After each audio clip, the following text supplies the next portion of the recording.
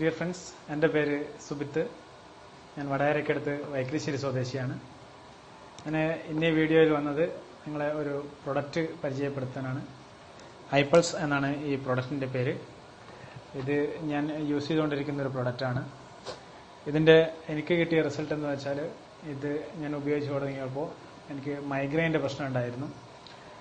നിരവധി ഡോക്ടേഴ്സിൻ്റെ അടുത്തും പ്രൊഫസറുടെ അടുത്തും ഒക്കെ കാണിച്ചതാണ്. പക്ഷേ മൈഗ്രെയിൻ എന്തായാലും മാറില്ല എന്നാണ് ഡോക്ടർമാർ പറഞ്ഞുകൊണ്ടിരുന്നത്.